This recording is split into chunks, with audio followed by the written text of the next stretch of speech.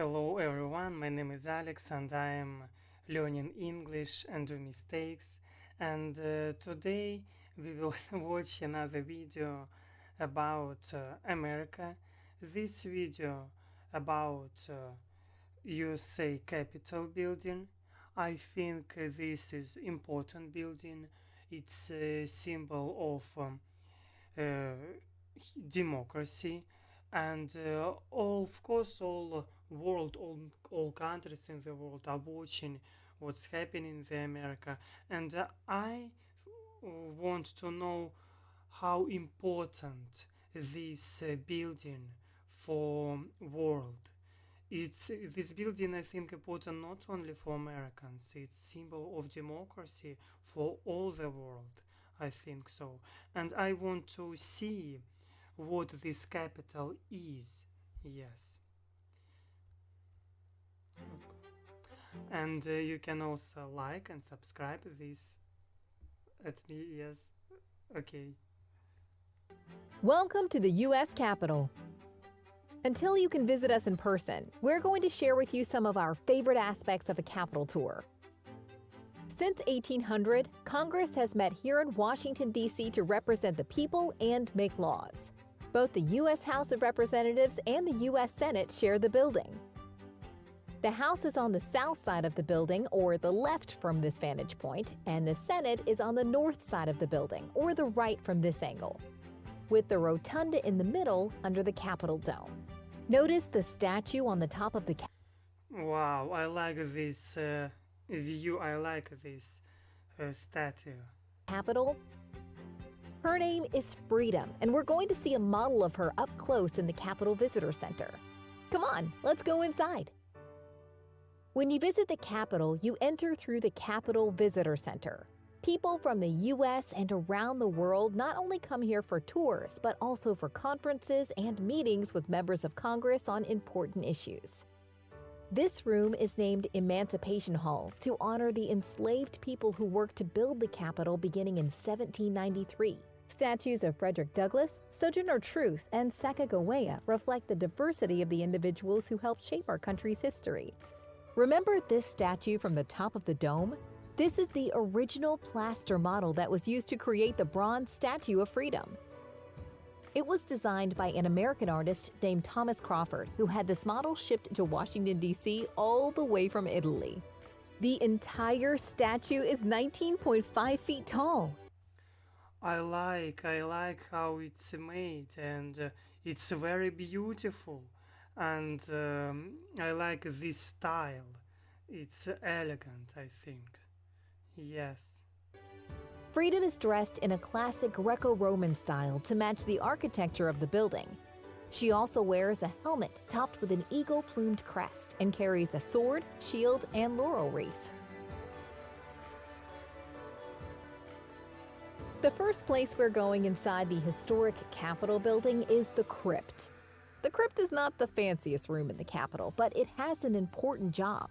The arches and the 40 large columns not only hold up the ceiling, but also the 8.9 million pound dome you saw from the outside. The weight of the dome and the rotunda, which we'll visit shortly, sits on the walls, and the arches carry that weight to the columns so that everything is supported. There's a lot of engineering in there. And remember, in the 1800s, they did all of this without power tools or modern construction equipment.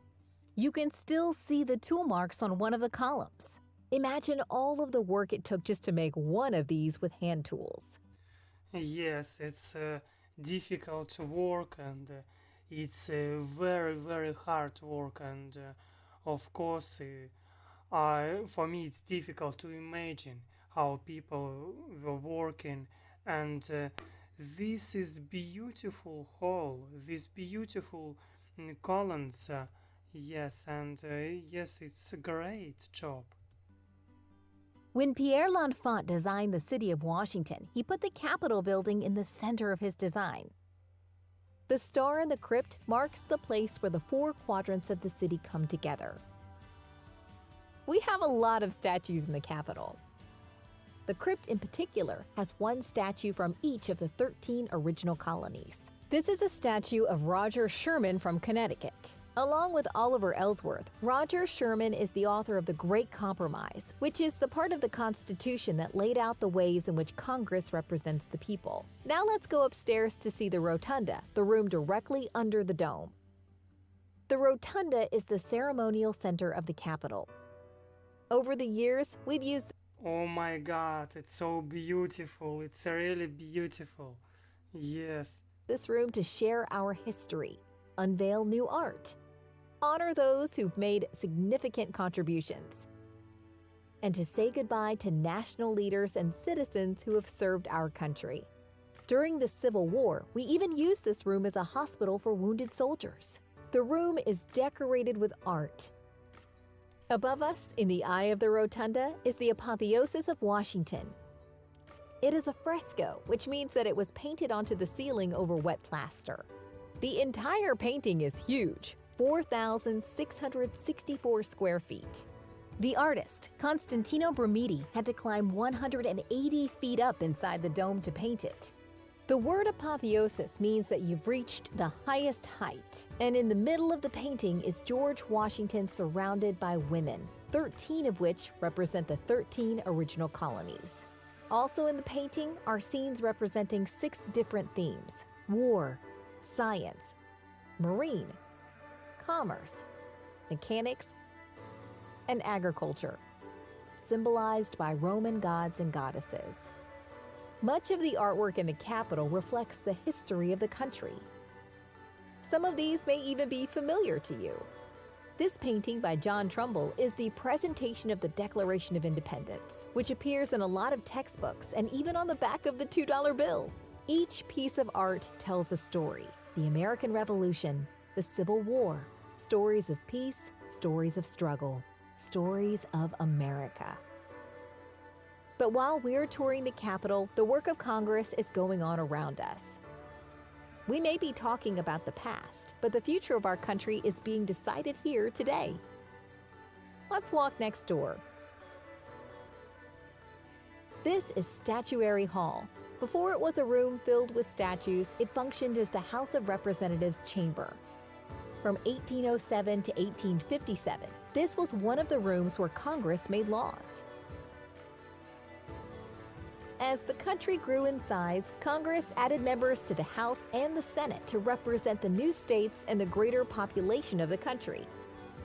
The Capitol building had to grow as well, and today, the House of Representatives works in a larger chamber down the hall. Today, we recognize some of the people who were members of the House in this room by marking their old desk locations. 8 of them, including Abraham Lincoln and John Quincy Adams, became presidents of the United States. We've marked their desk locations with plaques on the floor. Congress turned the old Hall of the House into National Statuary Hall in 1864. Statues are chosen by the state legislatures. Each state can send statues of 2 people from its history. Some of the state statues that are in this room today depict people who were members of the House when this room was the House chamber. For example, Kentucky sent a statue of Henry Clay, who was the youngest Speaker of the House. But states haven't just sent statues of members of Congress. One of the newer statues in the collection is Chief Standing Bear from Nebraska.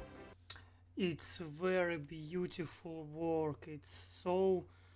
I can't find words for this. It's very beautiful. He was a leader of the Ponca tribe. When his people were forced to move to Oklahoma to a reservation, he argued successfully for the rights of his people. Here's a statue of the inventor Thomas Edison. The state of Ohio sent this one. There is also a statue that is not a state statue, but is a gift from Congress to all of us. And that is the one of the iconic civil rights leader Rosa Parks, a woman who risked her life in the fight against segregation. When this room became Statuary Hall, they thought that all of the state statues would be placed here, but that was before we had 50 states. Statues started arriving in the capital in 1870, but in the 1930s, the collection outgrew Statuary Hall, and for both aesthetic and structural reasons, Congress authorized the display of statues throughout the building. Here are a few of the statues you can find in Emancipation Hall, where we started our tour. Oh my god, oh my god, a lot of statues, yes. This is Montana's statue of Jeanette Rankin, the first woman elected to the House of Representatives. New Mexico sent this statue of Pope, one of the leaders of the Pueblo Indians in the 1600s. Alabama sent the statue of Helen Keller. Miss Keller, as an adult, advocated for the rights of people with disabilities. She was both deaf and blind. In this statue of her as a girl, the artist captured the moment when she learned how to communicate the word for water. The Capitol is unlike any other place you will visit. It's the center of American government, but it's also a witness to history and a symbol of democracy. A place where we tell the stories of what it means to be a citizen of the United States, in the building where the people are represented by Congress. We're happy that you took the time to come on a brief tour with us, and we hope that you have been as inspired by what you've seen as we are every day. When you're able to visit, we'll be here to welcome you to the United States Capitol. Yes, I like this video very much. It's very informative and useful for useful knowledge, I think so, because I now understand why this building so important. It's symbol of democracy. People are represented in this building by Congress. I think it's important to know history, because history have influence, and we must know history. And thank you for watching with me. I hope you'll enjoy my reaction. Maybe it's not so funny video, but it's important to understand. Maybe to understand history. Maybe it's not so I was not so much talking, but I was trying to understand. Yes. And thank you for watching with me. I hope you'll like this video and subscribe, and see you next time.